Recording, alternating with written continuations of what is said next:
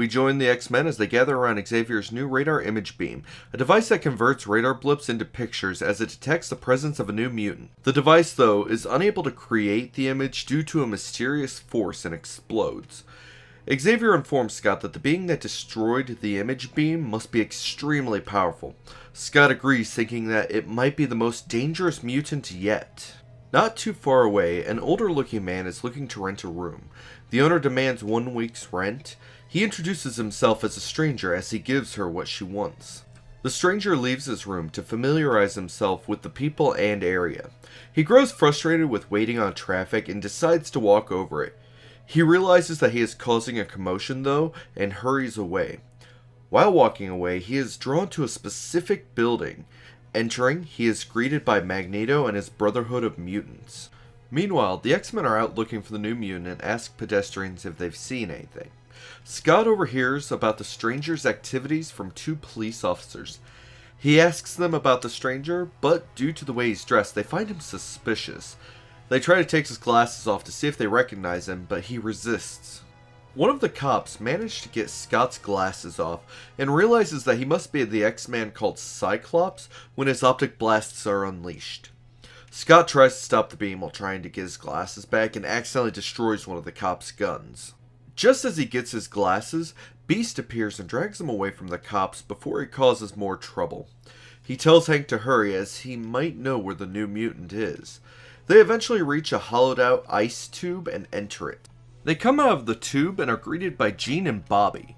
Scott tells them that he needs to be above ground to look where the mutant is by the surrounding buildings.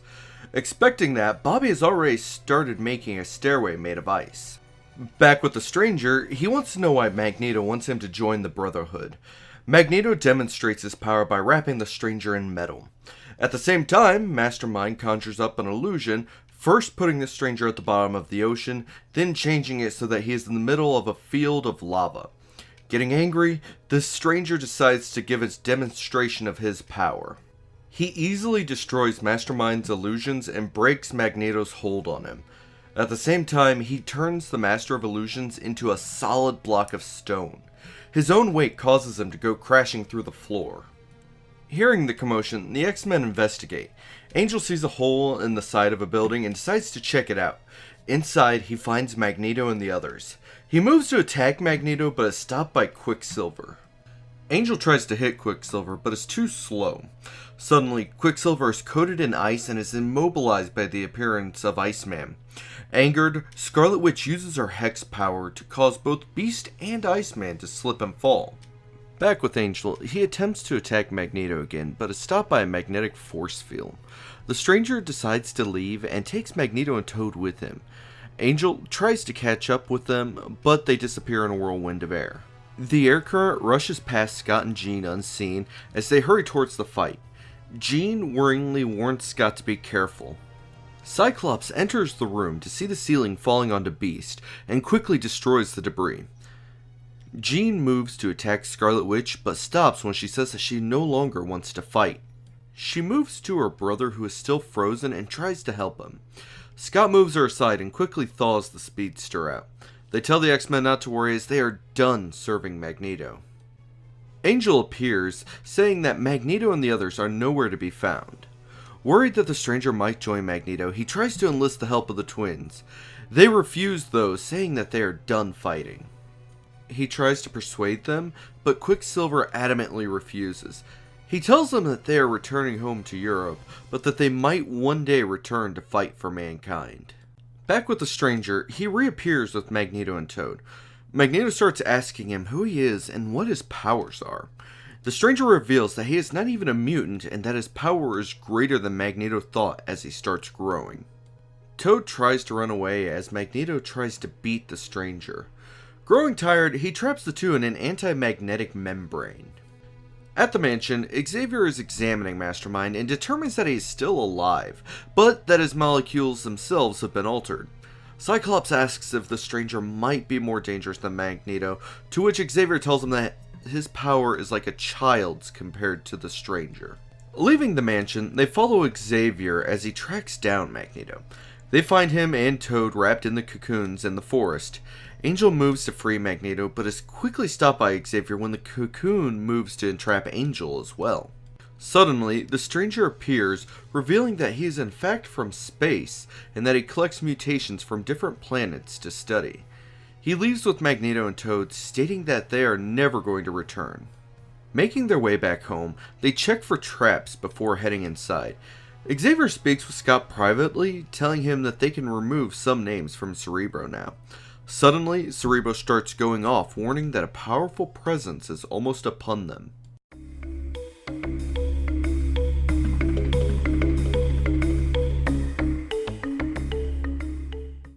The X-Men quickly gather into Xavier's office, wanting to know what the blaring noise is and learn about Cerebro. Xavier quickly describes what the machine does and alludes to the danger that is coming towards them.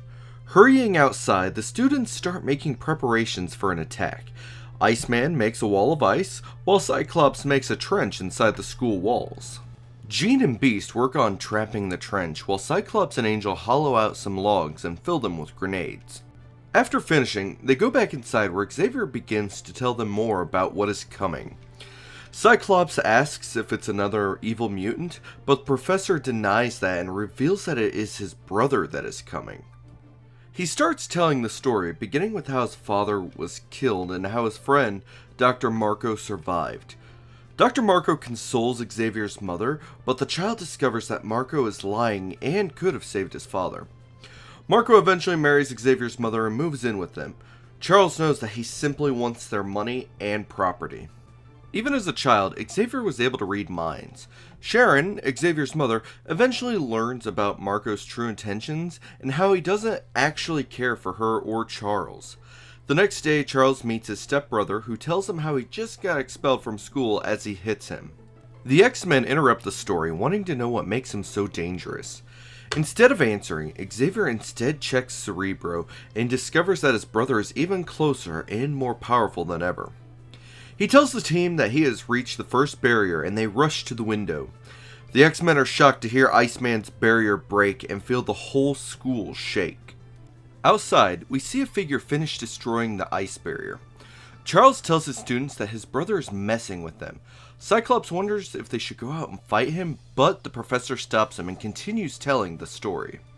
A short time later, we learn that Xavier's mother had died, and that he was forced to live with Marco and his son.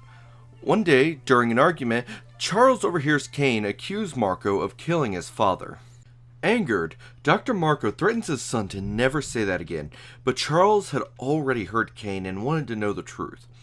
Marco tries to tell him that his son was just joking, but Kane says he knows what he's talking about as he reaches for a test tube. His father tries to stop him, but Kane knocks over a bunch of chemicals, causing them to mix and explode. Marco manages to save the children, but dies. With his last breath, he tells Charles that his father's death was an accident, and to beware of Kane's learning about his powers. Marvel Girl interrupts to point at a light outside the window. Kane has reached the second defense, an electromagnetic barrier which doesn't hurt him or even slow him down. He breaks the cable supplying the energy, but it releases even more electricity, hurting him. Xavier realizes that his brother has stopped and continues his story. Hank is worried about whether they will be able to stop their foe, but Xavier tells him to wait until the end of the story. He talks about how he started developing the ability to read minds as a teen, and did an exceptional job in both school and sports to the point where Kane became jealous of all the trophies he had earned. In a rage, Kane moves to destroy the trophies, but Charles stops him. Knocked down, Kane picks up a pipe and continues attacking. Charles, though, can read his brother's attacks and easily dodges. Moving quickly, he knocks his brother out. He continues and explains how one day Kane drove him to school and, fueled by anger and jealousy, drove like a madman trying to intimidate Charles, but ends up nearly killing them both when he accidentally drives over a ledge. Asked if that's how he lost the use of his legs, he tells that Lucifer was the cause of that incident, and continues on about how he saved himself with a mental shield when the entire school begins to shake violently again. Outside the window, they see the shadow approaching when it trips a wire in front of the hollowed out logs. Stopping, the brother is hit by a volley of grenades which release a cloud of sleeping gas. Kane, though, is merely angered and starts destroying the logs, causing even more gas to be released. Back inside, Iceman freezes over the window to keep the gas out. Xavier continues and talks about how the last time he saw his brother was when they served during the Korean War. He follows his brother into a cave where they find the lost temple of Citrak, where Cain picks up a ruby. Cain reads an inscription next to the gem. Xavier tries to stop him, but Cain is already transforming. Just as the changes finish, the cave is struck by shells and starts to collapse. Charles manages to escape, but his brother is caught inside. He tells his students that Citrak is a deity of black magic and that the Juggernaut is an unstoppable force. With only one defense left, Cyclops urges the others to hurry and raises a steel wall to prevent Juggernaut's entry. As the wall raises, Beast tests its strength. Xavier directs them to the front door where he is sure his brother will arrive. Beast wonders if the professor can stop him mentally should he break through the door, but Xavier replies that he's been trying to do that, but has been unable to. Suddenly, the door starts bending inward. The door is quickly broken through, and Iceman hastily forms an ice shield to block the flying debris. Cyclops unleashes his optic blast at full strength, but Juggernaut merely deflects it. The team decides to attack all at once, but are easily disposed of as Juggernaut heads directly for Charles, whose mental abilities are useless. Cain greets his brother while at the same time threatening him.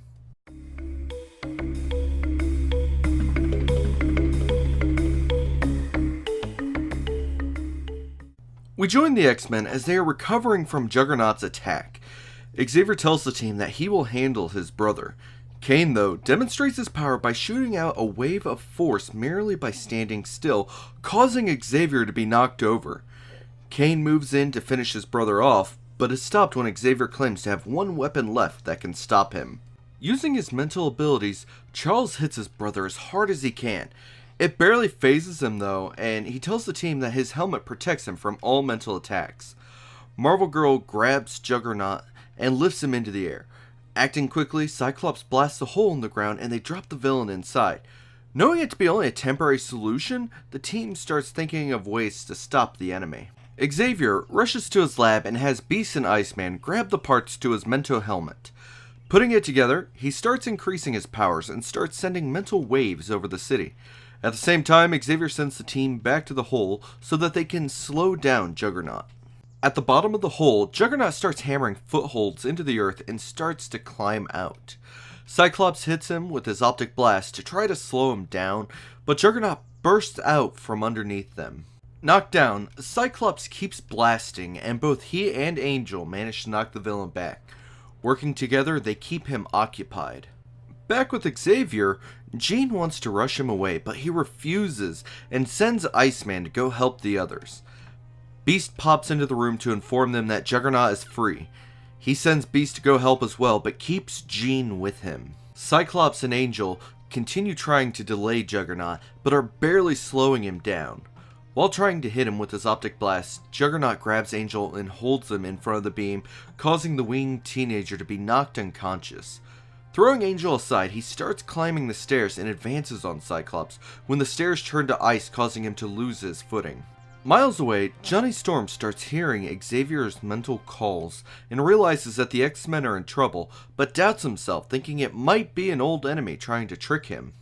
Back with Charles, he tells Jean that he accidentally contacted the Human Torch, but also thinks of a way that he could help. He decides to try to contact him again, even if it weakens him. Outside the room, Iceman has Juggernaut encased in a thick block of ice. Knowing his foe can break out at any second, he strengthens the ice block into a wall.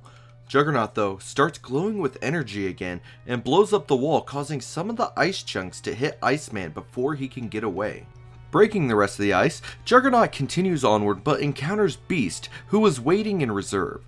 Using his agility, he dodges Juggernaut's attacks. While bouncing around, he gets a mental command telling him to remove his foe's helmet. Hopping onto his back, Beast attempts to remove the helmet, but Juggernaut grabs his foot and throws him to the floor and injures his leg. Quickly dodging one of Juggernaut's attacks, he tricks the villain into running into the danger room. Moving as fast as he can, Beast activates the obstacles, hoping that it will delay Juggernaut until the others can arrive. Even with all the traps, though, Juggernaut is barely slowed and continues forward. As a last attempt, Beast unleashes a 10-ton barrel of steel. As it rolls towards Juggernaut, he again glows with the mystical energy and hurls the barrel back at Beast. Seeing only one chance, Beast attempts to jump over the hurling barrel, but due to his injured leg, is still hit by it and is knocked out.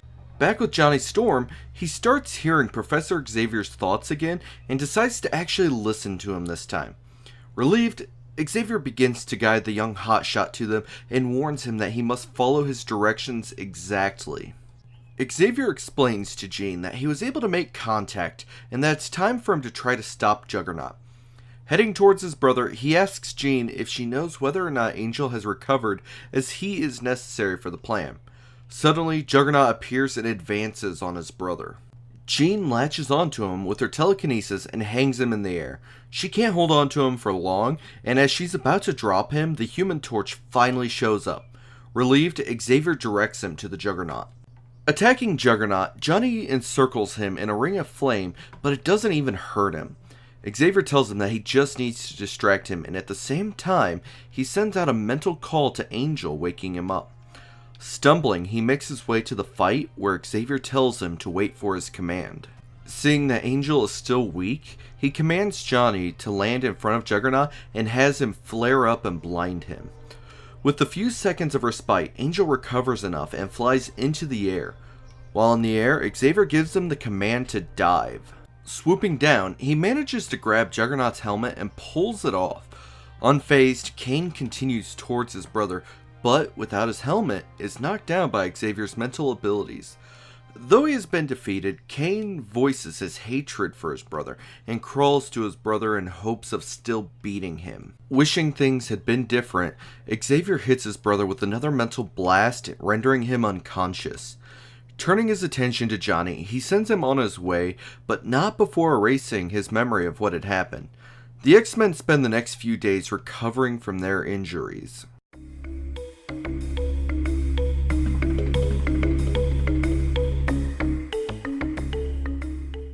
The X-Men begin to recover from their injuries using specialized equipment. Xavier checks on each of them to make sure that they've healed and has them test their abilities. While checking on Bobby, he tells them that he has an announcement for them all. Charles reveals to the teenagers that they've earned a vacation, to which they're delighted to hear. Miles away at a press conference, we join a man by the name of Bolivar Trask, a renowned anthropologist, as he denounces mutants and claims that they are hiding and plotting the end of humanity.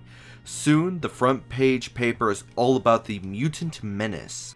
Back at the mansion, Warren, Bobby, Scott, and Hank are all packing up and preparing for their time off. Moments later, as Scott and Warren are about to leave, they are joined by Jean, and she leaves with Warren. Scott is invited to join Hank and Bobby, but declines. After the others have left, Scott gets the newspaper for the professor and then leaves himself.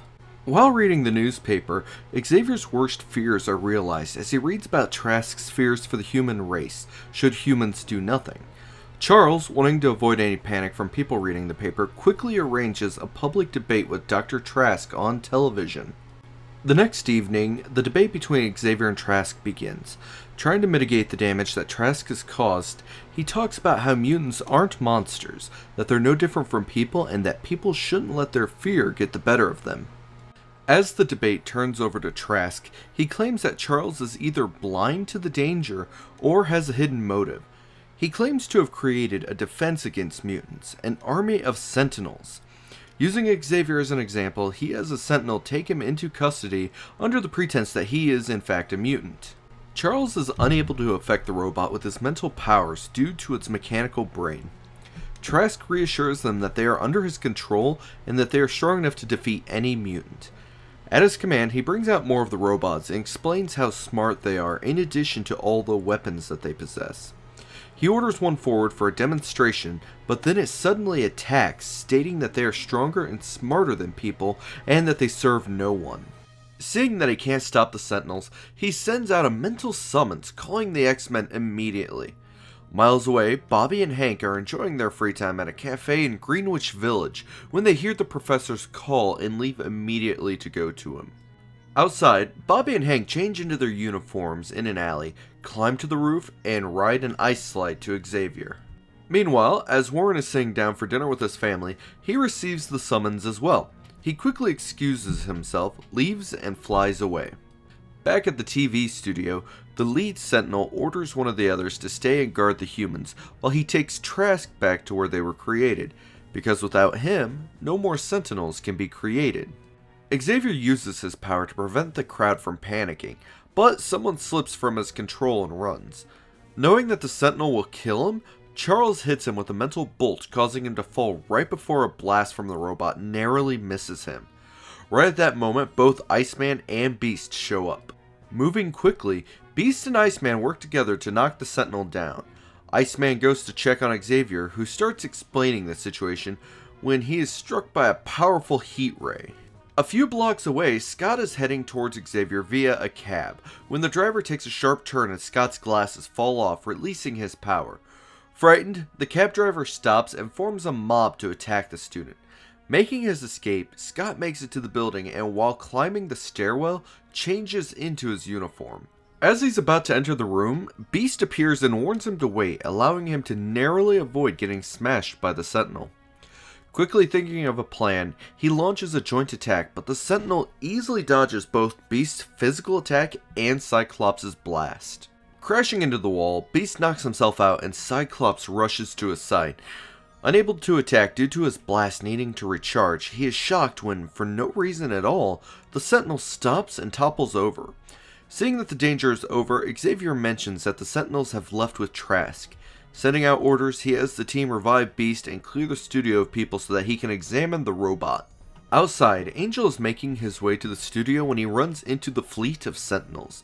Seeing the winged mutant, the robots attack and 3 of them stay to fight while the others continue onward. While dodging, Angel is pulled towards a train and finds himself stuck to the roof, and the attackers leave and rejoin the others. Inside the train, we see Jean Grey was the one who pulled Warren down. She quickly joins him outside to check on him, and they hurry to Xavier. Back with the professor, he notes that just before the robot fell, it mentioned the words Master Mold. While examining it, he manages to get a mental image of their base.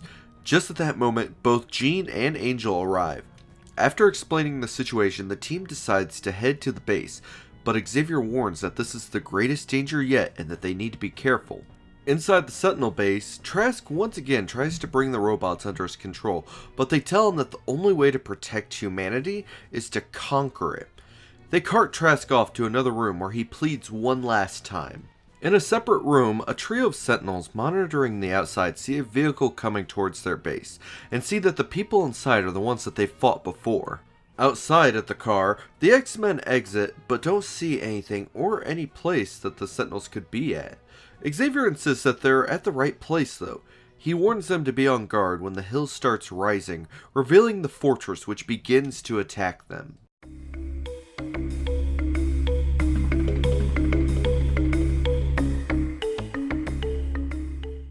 We join the X-Men as they are trying to recover from a surprise attack.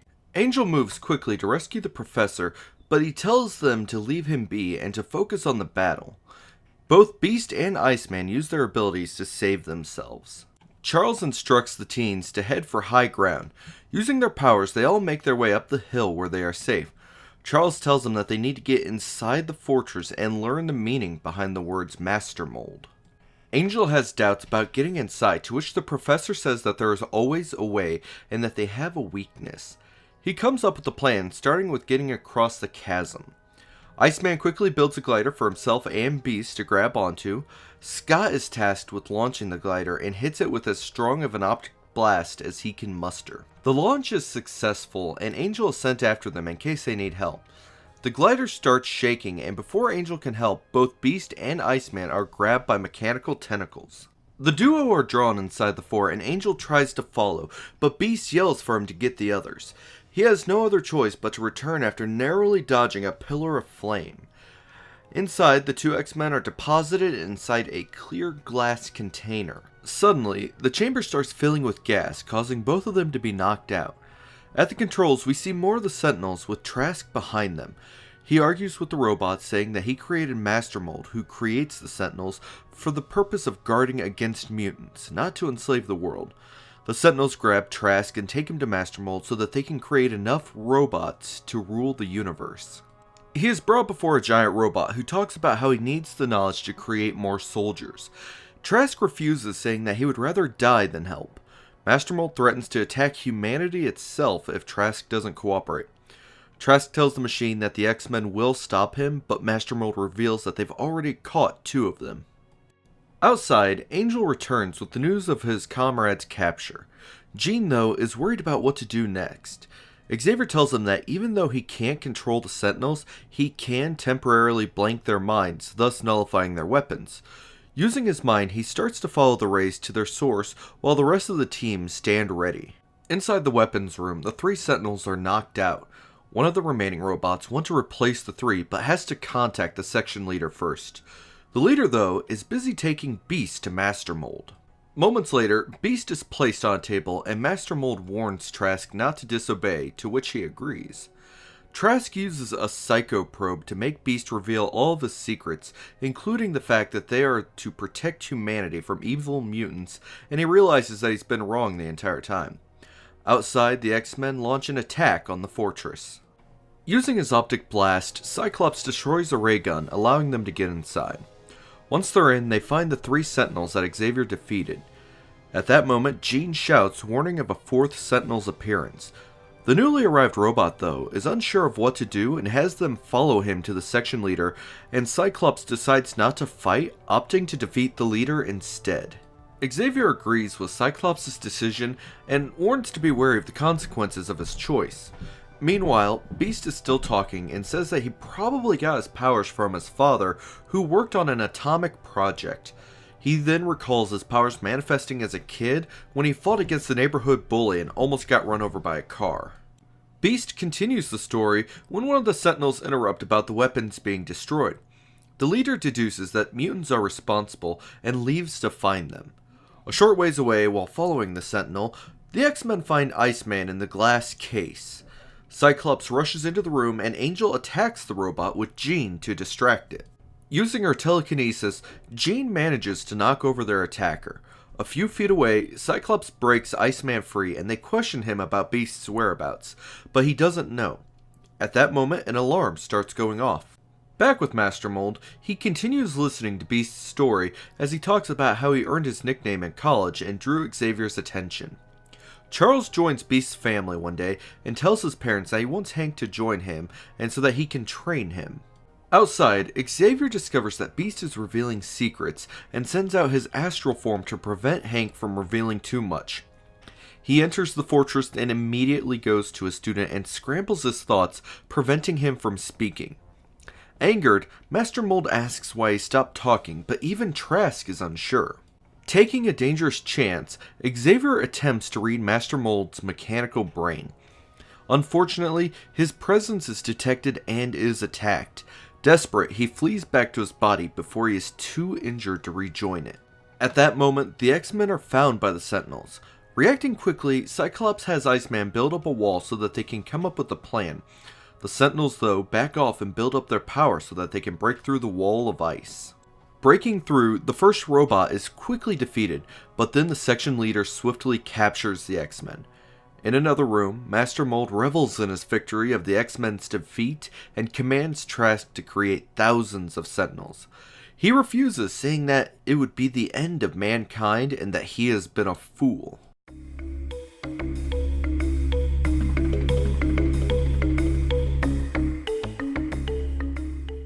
We rejoin Xavier as he recovers from his injury. He realizes that his students have been captured and that he must help them. He recaps Trask's intentions and all he knows about the Sentinels when the fortress starts to sink back into the ground. Realizing that he can no longer aid his students, he decides to return to the first defeated Sentinel and find out what happened to it. Crawling all the way to the highway, Xavier stops a passing car and has them drive him to the city. Back inside the fortress, the X-Men are contained in a sphere which uses increased gravity to keep them contained as they are carted to their prison. The Sentinels drop off their captives, confident that their prisoners will be unable to escape. The X-Men, though, attempt to break out with Cyclops trying to destroy the sphere, followed by Jean. Both, though, fail to free themselves. With only Iceman left to try to free them, the youngest member constructs a pillar hoping to shatter the wall by lengthening it. Unfortunately, the pillar shatters and Bobby apologizes for failing them. Scott reassures him and tells the others to save their strength and that they'll strike later. In another chamber, Master Mold finishes examining Beast and sends him back to the others. He tells Trask that they will be killed later, but he screams that the mutants aren't the threat, but that it is the Sentinels. Master Mold threatens the Doctor by unleashing a disintegrator beam in his direction. The ray destroys a machine next to Trask, and he's intimidated into creating the Sentinels. He knows that humanity will defeat Master Mold and wishes that the X-Men were free. Back at the TV studio, the police are checking out the fallen Sentinel when Xavier arrives, offering to help. The police accept and ask if he knows how dangerous they are. Sitting down, he starts probing the machine and realizes that there is something interfering with the robot's signal. Looking for the source, he tracks it to a giant crystal set in a tower. The policeman figures that if they moved the robot, it would reactivate, which Xavier confirms. He also tells them that he has a plan. Back with the X-Men, Beast is put with the others. Seeing that Beast is joining them, Cyclops tells the others to get ready. The Sentinels surround the prison as they open the cage. Preparing themselves, the X-Men get ready to fight as soon as the door opens. Moving quickly, Cyclops blasts the first Sentinel, knocking him into the others. Taking advantage, Cyclops distracts the robot so that the others can free themselves. He runs to the control panel and blasts the controls, preventing the globe from closing. Angel manages to trick a Sentinel into punching a wall of weapons, destroying them. Jean, who is being attacked, manages to throw her attackers backwards, and Bobby helps to finish it off. Cyclops, carrying Hank, gives the signal to retreat, but as they're running away, the section leader stuns the group. As he is about to give the order to kill the mutants, all the Sentinels fall to the floor, motionless. High above the fortress, a trio of helicopters are carrying the crystal from the building. Xavier assures the police that they are in the right spot. Suddenly, a weapon appears and focuses on the policeman. The weapon unleashes a strong wind, and Xavier encourages the police to continue forward. The police listen, and as they move forward, the Sentinels deactivate. Moments later, the X-Men wake up, and Hank deduces that the professor must have found the robot's weakness. The team regroup and head towards Master Mold's chamber, ready to fight. As they rush forward, the lights fail, plunging them into darkness. Beast suggests that it must be a powerful machine draining the power. A short distance away, we see Trask reluctantly beginning Sentinel production, while Master Mold watches and continues planning the domination of Earth. Trask watches as the Sentinels form. He knows that the process can't be stopped once it starts. As the first batch nears completion, Trask decides that he is finished and renounces Master Mold's threat over him and destroys the power source to both the production line and Master Mold himself. He states that he must be the one to destroy the robots, even at the cost of his own life. The X-Men arrive as they witness the explosion caused by him. Bobby is weakened by the heat, and Hank catches him as he blacks out, narrowly saving him from a falling piece of debris. Suddenly, an even larger explosion rocks the facility, and the X-Men decide that it's time to escape. Working together, they make their way past a wall of flames, and Scott orders Jean to search for any escape hatches. Checking inside the wall, she finds and activates a series of tumblers, causing the door to open. Outside, the professor is mentally searching the inside of the fortress, trying to contact the X-Men. He finds the teens as one of the policemen spot them emerging from the base. Angel grabs and carries Scott down, while Jean uses her levitation. Beast descends carrying Iceman when the wall starts collapsing. Angel grabs Iceman, allowing Beast to work his way down to the ground. The team remarks on how the Sentinel threat is over, and how they're thankful for the professor's warning. We get one last look at the remains of Trask and Master Mold, as well as an ominous shadow.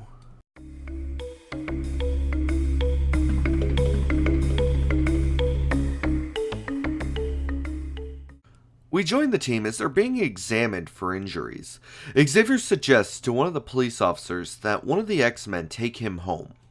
A general comes over to thank Charles for his assistance and mentions how the X-Men risked their lives to save everyone. An EMT comes over and tells him that some of the X-Men are being taken to the hospital. Jean and Angel offer to take him home, as he warns the injured members to keep their identities hidden. Scott thinks about how it was necessary for Xavier to have them go to the hospital. At the hospital, the doctors are unable to diagnose Bobby since he is iced up, and the best they can do is observe him. Xavier himself is unable to help when Bobby starts talking in his sleep. The doctor finds him to be delirious, and Charles fears for his student's life. Xavier moves on to visiting Beast, who is nursing a broken leg. The doctor remarks on how he is healing quickly and how he wishes to see under the masks and know who their parents are. Charles realizes that if one of the X-Men's parents are captured, they would be in trouble. Down the hall, Angel calls the mansion to check the answering machine when he learns that his parents are coming to visit. Worried, Charles takes the phone and calls Angel's parents to dissuade them from visiting, but fails. Feeling a sense of dread, he sends Angel back to the school to scout it. Flying out, he remarks how the professor is never wrong when he senses danger.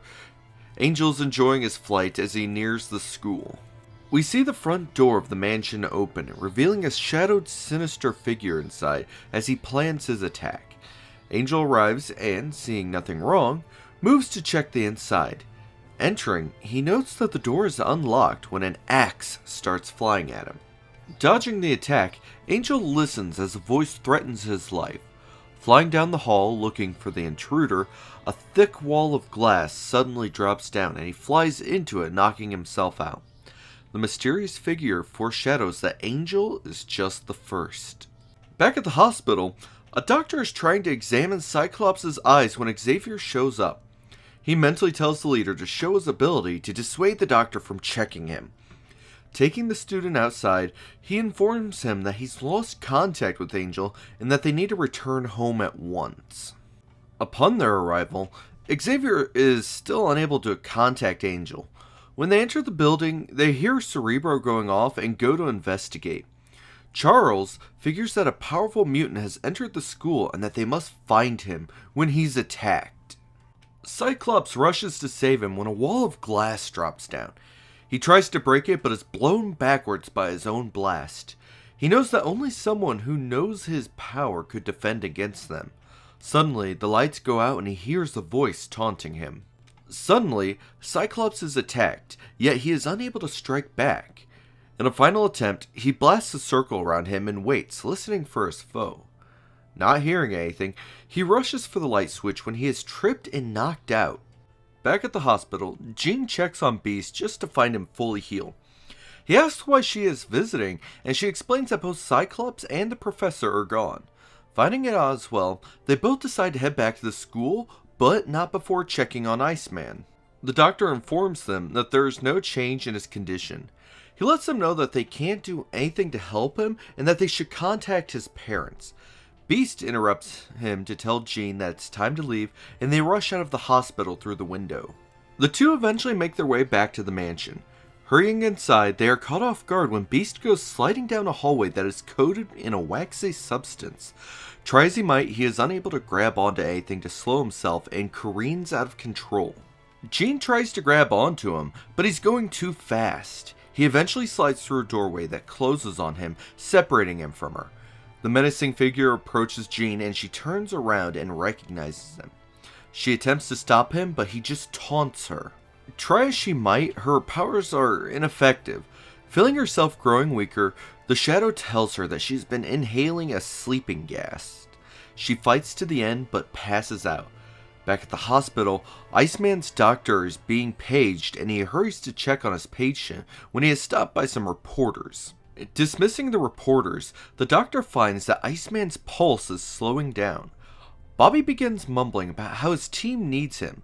Unsure of what to do, the doctor prescribes a potent yet dangerous new drug. Back at the mansion, the X-Men are locked inside a steel gondola that will raise high into the air. Sending the balloon on its way, the figure is counting on the X-Men to suffocate. A few miles away, Warren's parents are approaching. Reaching the school, they walk up to the door, which opens up.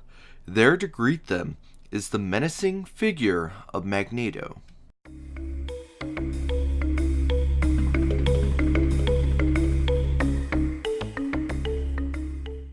We join most of the X-Men as they loom high above the Earth after their defeat at the hands of Magneto. Inside the gondola, the X-Men lie unconscious.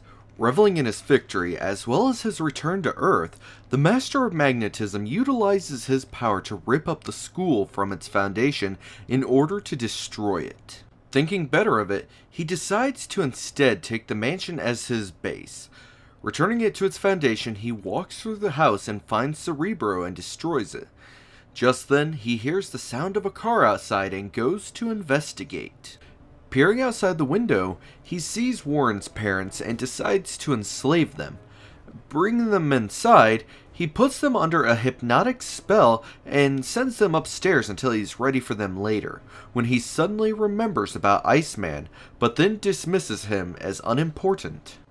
At the hospital, the doctor can't wait any longer and uses a hypodermic gun to inject Iceman with medicine.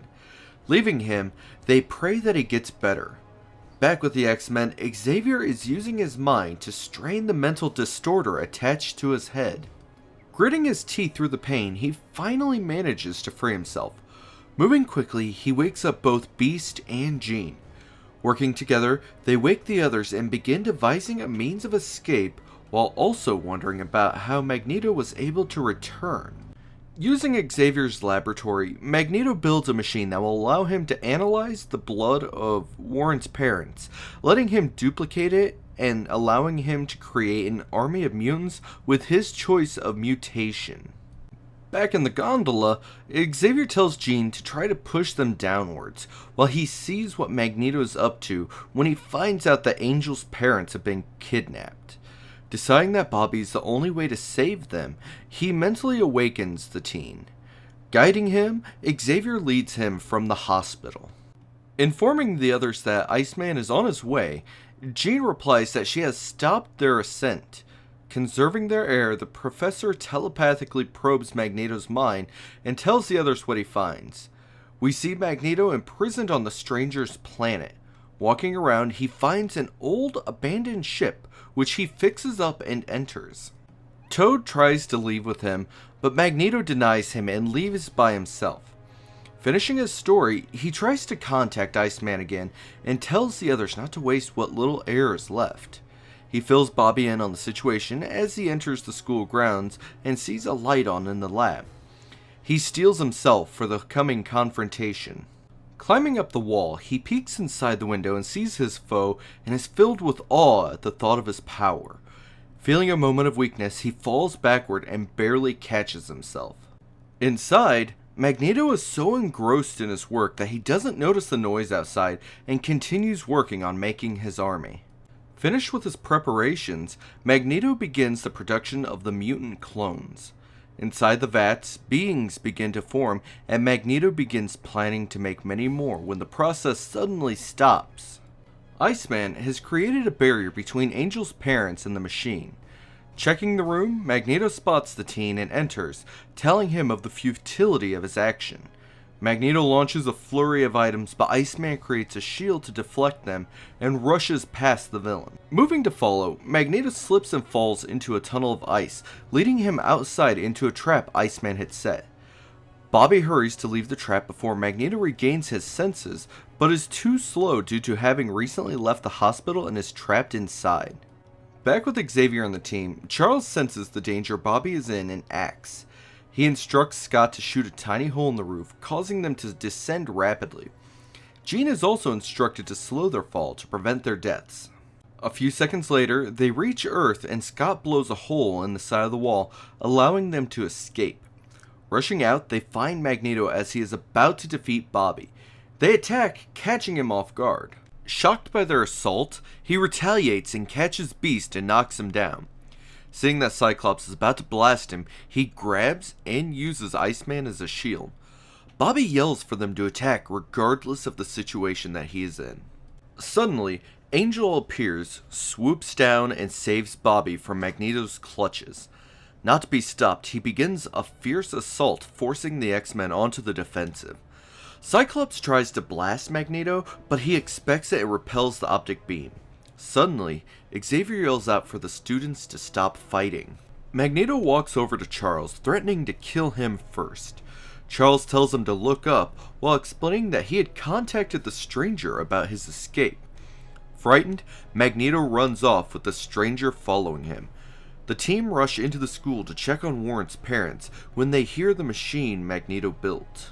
Running into the room, the first creation is almost formed when it suddenly disappears. Bobby had removed the machine from the parents' room. The next day, Warren's parents wake up without any memory of the events and join the students downstairs.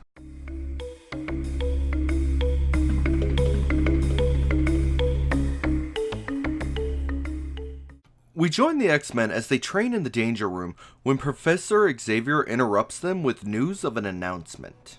Due to their successful missions of late, he gives them a vacation. Excited, the team thank Xavier and quickly leave. Bobby and Hank head to the library for a double date with Bobby's girlfriend Zelda and one of her friends. While waiting, Hank gets in an argument with the librarian, only to find out that she is his blind date, who goes by the name of Vera. Leaving, the quartet run into a man named Calvin Rankin, who is jealous that Vera is with Hank. Calvin tries to punch Hank, who easily dodges, but when he goes to throw his own punch, Calvin effortlessly dodges the blow.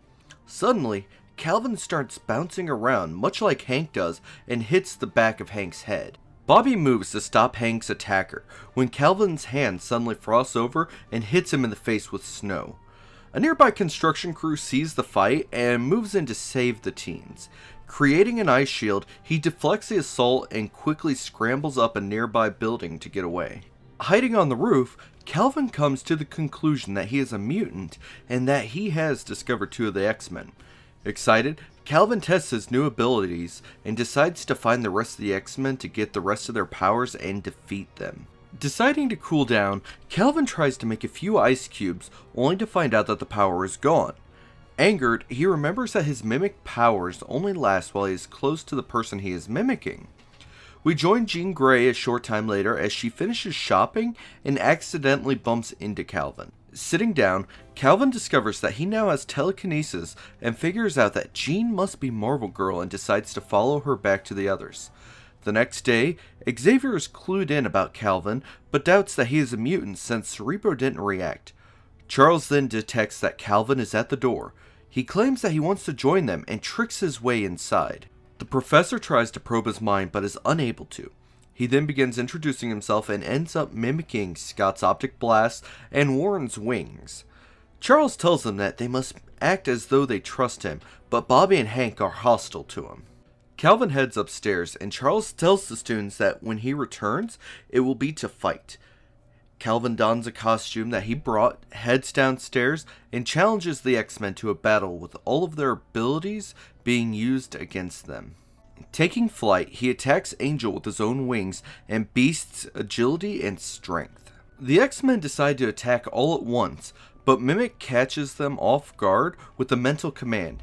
He covers Cyclops in snow, but Bobby does the same to Mimic, allowing Beast to grab a hold of him and for Jean to attack his feet.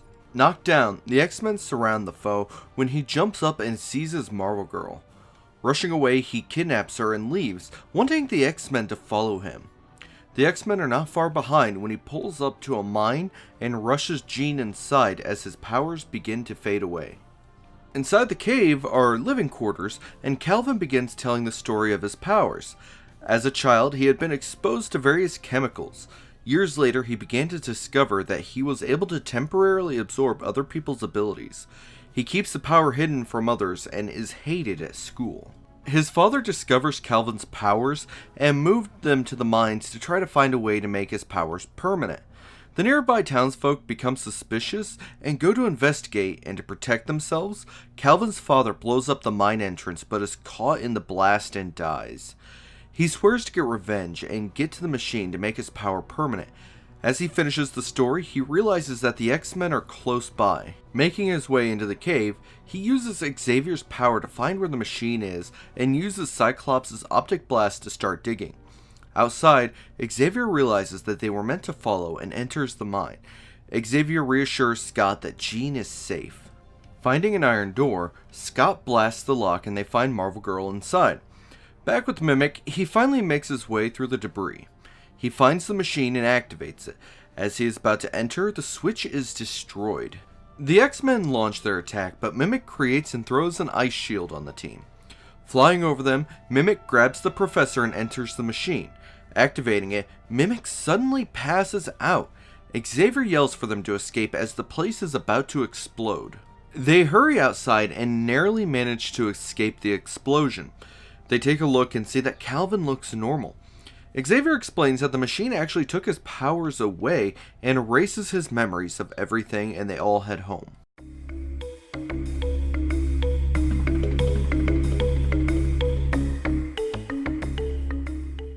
We join a bank as it is being robbed by two men dressed as members of the X-Men. One of the men break open the vault door, allowing them to steal the money.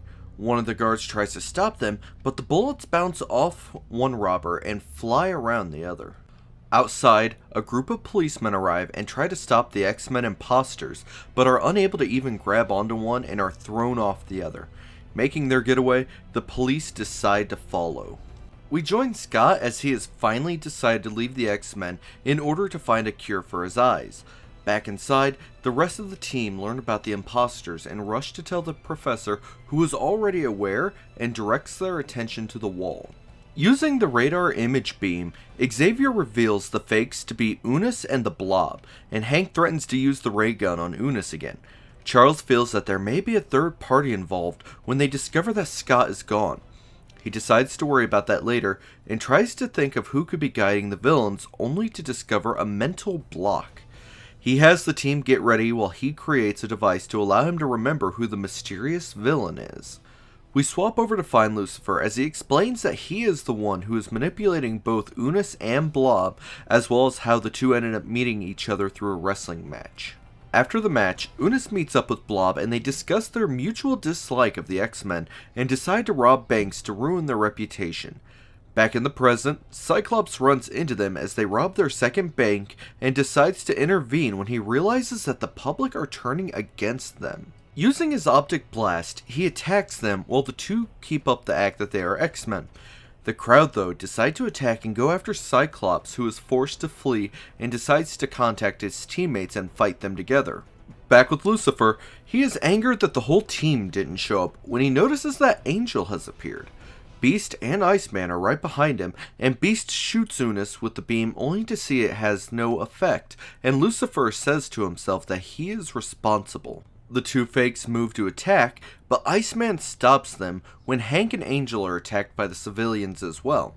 Blob and Unus move to take advantage of the situation when the ground in front of them explodes. Blob and Unus are knocked onto a nearby subway car, and the X-Men head back home to the Professor. Lucifer, though, is disappointed that Xavier never showed when he notices that the Professor has detected him and raises a dome on top of a mesa in the desert. The dome opens to reveal a cannon, which fires a beam that heads straight for Xavier. Back in Charles's lab, he is struck by the beam just as he discovers who their foe is, and becomes motionless. Jane checks him and finds he is barely alive when he starts talking to her mentally, and tells her that Lucifer has returned and begins to tell her of their first meeting. When he was younger, Charles visited a city in Tibet and finds it to be ruled with fear. Talking with a local, he goes to the citadel in the city where he discovers machinery from another world and finds out that the leader is an alien. Deducing that the machines are controlling the citizens, he gathers the more rebellious people and hatches a plan to fight the ruler when they are betrayed. Finding the traitor, they deal with him, then enter a tunnel leading into the citadel when the walls start closing in on them. Xavier quickly finds and disables the trap's machinery when he turns around to find a ball of flame coming towards him. He finds a hatch and opens it, releasing water to douse the flame. Back with Lucifer, he is contacted by his leader, who tells him to abandon the castle and head to a new location, while Xavier continues looking for him. Suddenly, the two run into each other, and Lucifer activates a switch, causing a stone slab to fall on top of Xavier, and disappears into the wall, alluding to others of his kind. Ending his story, he tells Jean that he knew Lucifer would return. We swap over to Lucifer as he revels in his victory over Xavier. Contacting the leader, he tells him that the Earth is ready to be taken, and the leader instructs him to use something called Dominus. The X-Men return from their fight, and Jean fills them in on everything that's happened since they left. Hank quickly creates a machine to help the professor, allowing him to move again. Deciding to fight Lucifer, the team pack up onto their new plane and head to the Southwest Desert where his base is located.